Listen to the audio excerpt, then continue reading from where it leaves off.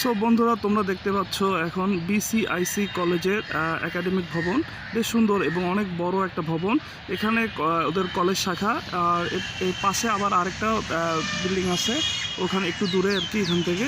তো এইটা হচ্ছে মাঠ, অ্যান্ড এখানে হচ্ছে আরও কিছু ভবন আছে ছোট একদম, এগুলোতে সম্ভবত ক্লাস হয় আর কি। তো আমাদের পরীক্ষা হয়েছে ওই ফ্যাকাল্টির দোতলাতে।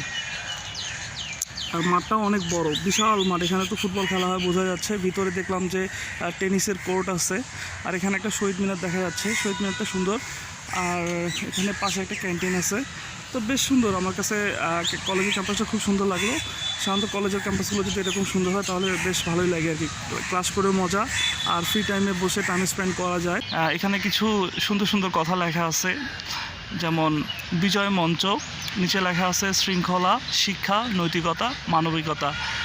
এরপরে লেখা আছে আমরা মিথ্যা বলবো না, প্রতারণা করব না, কোথাও কোনো অন্যায় দেখলে অবশ্যই প্রতিরোধ করব।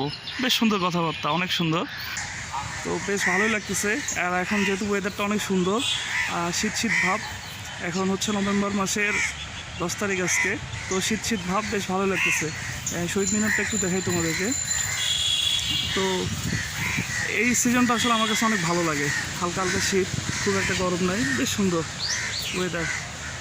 তো আজকে বিকালে আমার আরেকটা এক্সাম আছে, সেটা হচ্ছে অগ্রণী স্কুলে। অগ্রণী স্কুলে এর আগে কখনো যাওয়া হয় নাই। ওটাও একটা ব্যাংকের এক্সাম আছে অগ্রণী স্কুলে। তো একটু পরে ওখানে যাব, রওনা দিব। আর এখানে পাশে হচ্ছে শুনলাম চিড়িয়াখানা আছে। তো দেখি যদি আমার সম্ভব হয় চিড়িয়াখানাতে যাওয়ার। তো চিড়িয়াখানাতে গেলে একটু সময় লাগবে। তো এখনও শিওর না যাবো কিনা বলতে পারতেছি না, কারণ যদি আমি চিড়িয়াখানাতে যাই তো সেখানে কিছুক্ষণ সময় দিয়ে আবার আমাকে বিকালে আজিমপুরে যেতে হবে অগ্রণী স্কুলে। সো এটা একটু টাফ হয়ে যায়। তো দেখি কী করা যায়, যদি সম্ভব হয় তাহলে হয়তো যাবো, আর যদি সম্ভব না হয় তাহলে এদিক দিয়ে সোজা চলে যাবো আজিমপুরে আর কি। তো আমি তোমাদেরকে ভিউটা আরেকবার দেখাই। দেখো অনেক সুন্দর, আমার কাছে খুবই ভালো লাগলো এই কলেজের ক্যাম্পাসটা।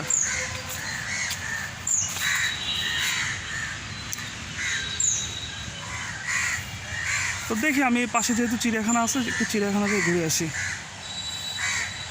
তবে আজকে শুক্রবার, চিড়িয়াখানা খোলা আছে নাকি তাও তো বলতে পারতেছি না।